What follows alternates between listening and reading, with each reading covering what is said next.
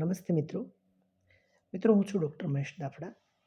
મિત્રો, education touch નામની આપણી ઘર આંગણાની યુટ્યુબ ચેનલમાં આપ સૌ મિત્રોનું હાર્દિક સ્વાગત કરું છું. મિત્રો, આ ચેનલ પર અંગ્રેજી વ્યાકરણના 1111 જેટલા એ વિડીયો અવેલેબલ છે. મિત્રો, 1111 અંગ્રેજી વ્યાકરણના વિડીયો આ ચેનલ પર અવેલેબલ છે. મિત્રો, જે વિદ્યાર્થીઓ ધોરણ 9થી 12માં અભ્યાસ કરે છે એવા વિદ્યાર્થીઓ માટે આ વિડીયો ખૂબ જ અગત્યના બની રહેશે અંગ્રેજી વ્યાકરણના. આ ઉપરાંત મિત્રો, જે વિદ્યાર્થીઓ સ્પર્ધાત્મક પરીક્ષાની તૈયારી કરી રહ્યા છે એવા વિદ્યાર્થીઓ માટે પણ આ વિડીયો ખૂબ જ અગત્યના બની રહે છે. એજ્યુકેશન ટચ નામની આપણી આ ચેનલ પર સ્પર્ધાત્મક પરીક્ષાની તૈયારી કરતા વિદ્યાર્થીઓ માટે અંગ્રેજી વ્યાકરણના 1111 જેટલા વિડીયો અવેલેબલ છે. તો એવા વિદ્યાર્થીઓ સુધી દોસ્તો આ ચેનલને પહોંચાડજો એવી હું આપની પાસે અપેક્ષા રાખું છું.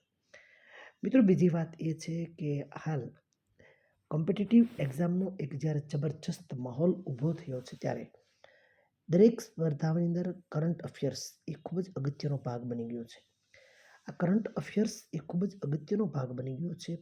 તેથી તાજેતરની ઘટનાથી દરેક વિદ્યાર્થીઓએ વાકેફ રહેવું એ ખૂબ જ અગત્યનું બની રહેશે.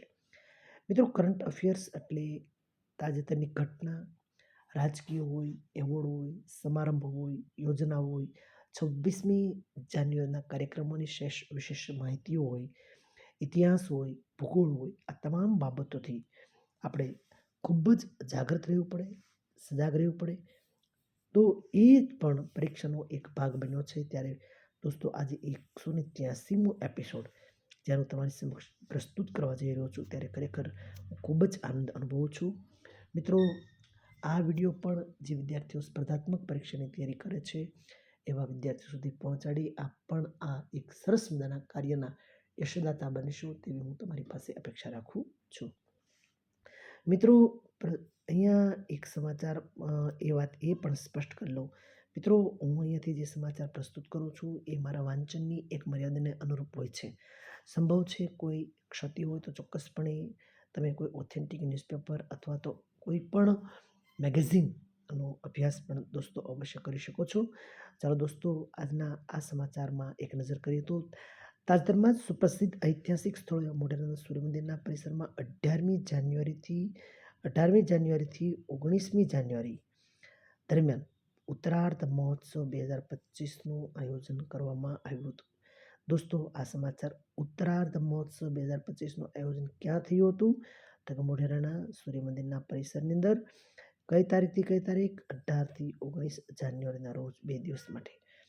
મિત્રો, આ પ્રશ્ન ખાસ યાદ રાખજો. ઉત્તરાર્ધ મહોત્સવનું આયોજન મોઢેરાના સૂર્ય મંદિર ખાતે 18થી 19 જાન્યુઆરી દરમિયાન કરવામાં આવ્યું હતું. મિત્રો, ત્યાર પછીના સમાચાર છે. તાજેતરમાં જ રાષ્ટ્રીય માર્ગ સપ્તાહ માસ અંતર્ગત પરવાહ, આ શબ્દ ખાસ યાદ રાખજો, અભિયાનના ભાગરૂપે 45 દિવસીય, આ શબ્દ પણ યાદ રાખજો, ગુજરાત રોડ સેફ્ટી અવેરનેસ કેમ્પેનનું લોન્ચિંગ કરવામાં આવેલ છે. હવે આ જે અભિયાન છે એનું નામ છે પરવાહ. 45 દિવસ માટે અભિયાન રજૂ કરવામાં આવશે. ગુજરાત રોડ સેફ્ટી અવેરનેસ કેમ્પેનનું લોન્ચિંગ કરવામાં આવેલું છે. મિત્રો, તાજેતરમાં જ 26મી જાન્યુઆરી 2025ના રોજ નવી દિલ્હી ખાતે 76મા પ્રજાસત્તાક પર્વની શાનદાર ઉજવણી કરવામાં આવી હતી. આ પ્રસંગે ભારતના રાષ્ટ્રપતિ દ્રૌપદી મુર્મુ દ્વારા નવી દિલ્હીમાં કર્તવ્ય પથ, મિત્રો એક અહીંયા જરા ખાસ યાદ રાખજો, કર્તવ્ય પથ જે ખરેખર જેનું જૂનું નામ છે રાજપથ ખાતે તિરંગો લહેરાવી અને સલામી આપવામાં આવી હતી. મિત્રો, કર્તવ્ય પથ એ નવું નામ છે, રાજપથ એ જૂનું નામ છે. 76મો પ્રજાસત્તાક પર્વ છે અને તેની થીમ સ્વર્ણિમ ભારત વિરાસત ઓર વિકાસ.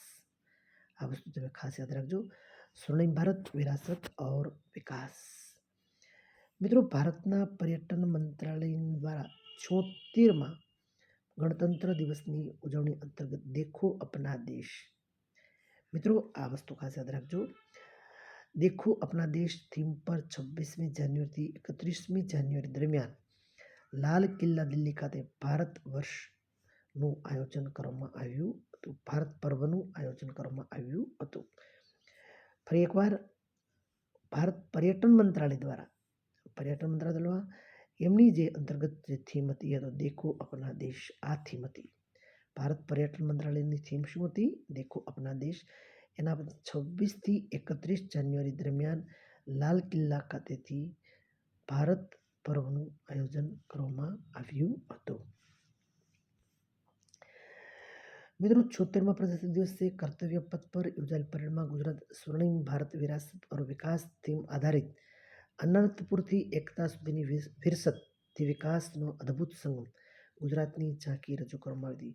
મિત્રો ગુજરાતનો જે ટેબલો હતો એમાં સ્વર્ણિમ ભારત વિરાસત और વિકાસ આપણા દેશની થીમ હતી, પણ ગુજરાતની એની પેટા થીમ અનંતપુરથી એકતા સુધી વિરસતથી વિકાસનો અદ્ભુત સંગમ.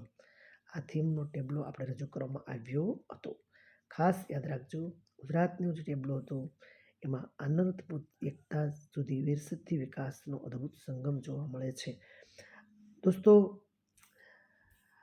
76મા પ્રજાસત્તાક પર્વની રાજ્ય કક્ષાની ઉજવણી ક્યાં કરવામાં આવી હતી? તો તાપી જિલ્લાના વાલોડ તાલુકાના બાજીપુર ખાતે કરવામાં આવી હતી. ગુજરાતની અંદર રાજ્ય કક્ષાની ઉજવણી તાપી જિલ્લાના વાલોડ તાલુકાના બાજીપુર ખાતે કરવામાં આવી હતી. મિત્રો તાજેતરમાં 16મી જાન્યુઆરીના રોજ પ્રથમ વખત લોકપાલ દિવસ 16મી જાન્યુઆરીના પ્રથમ વખત લોકપાલ દિવસની જોરદાર ઓડિટોરિયમ માણેક શો સેન્ટર નવી દિલ્હી ખાતે કરવામાં આવી હતી. ક્યાં કરવામાં આવી હતી? જોરવાર ઓડિટોરિયમ માણેક શો સેન્ટર ખાતે આ ઉજવણી કરવામાં આવી હતી. આ કાર્યક્રમમાં મુખ્ય મહેમાન તરીકે ભારતના મુખ્ય ન્યાયાધીશ સંજીવ ખન્ના હાજર રહ્યા હતા. શ્રી સંજીવ ખન્ના. ફરી એકવાર 16મી જાન્યુઆરીએ લોકપાલ દિવસની પ્રથમ વખત ઉજવણી કરવામાં આવી હતી. લોકપાલ દિવસની અને ક્યાં ઉજવણી કરવામાં આવી હતી? જોરવાર ઓડિટોરિયમ માણેક શો સેન્ટર ખાતે નવી દિલ્હી ખાતે. અને ત્યારે મુખ્ય મહેમાન તરીકે સંજીવ ખન્ના હાજર રહ્યા હતા.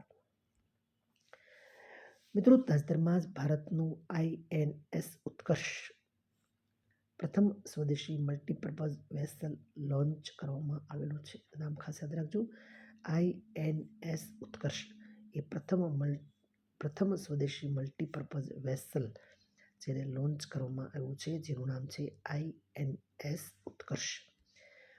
મિત્રો તાજેતરમાં જ બેટી બચાવો બેટી પઢાઓના 10મી વર્ષગાંઠની ઉજવણીના ભાગરૂપે 10મી બેટી બચાવો બેટી પઢાઓ ગાંઠની ઉજવણી શરૂઆત મહિલા અને બાળ વિકાસ મંત્રાલય દ્વારા દિલ્હીના વિજ્ઞાન ભવન ખાતે કરવામાં આવી હતી. કઈ જગ્યાએ? દિલ્હીના વિજ્ઞાન ભવન ખાતે આ ઉજવણી કરવામાં આવી હતી. 10મી વર્ષગાંઠની ઉજવણી દિલ્હીના વિજ્ઞાન ભવન ખાતે કરવામાં આવી હતી. બેટી બચાવો બેટી પઢાઓ BBBP બેટી બચાવો બેટી પઢાઓ યોજના. મિત્રો અંતિમ સમાચારમાં એક નજર કરીએ તો તાજેતરમાં રામસર સંમેલનની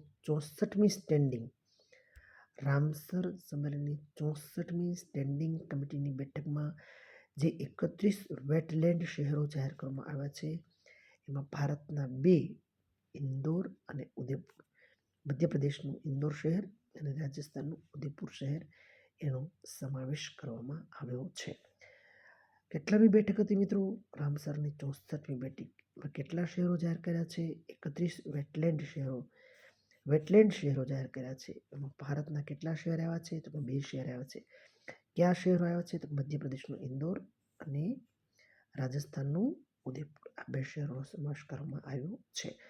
મિત્રો આ સાથે સમાચારને આપણે પૂર્ણવિરામ આપીએ છીએ. મિત્રો ફરી એકવાર આપ સૌ દોસ્તોને ખાસ વિનંતી છે કે એજ્યુકેશન ટચ નામની આપણી ઘર આંગણાની આ યુટ્યુબ ચેનલને વધુ સબસ્ક્રાઈબ કરશો. મિત્રો આ વિડીયો વધુ શેર કરશો અને મને પ્રોત્સાહન પૂરું પાડવા આપ સૌને નમ્ર વિનંતી છે. ચાલો દોસ્તો ફરી પાછા મળશું આવતા રવિવારે. ત્યાં સુધી મિત્રો ભારત માતા કી જય.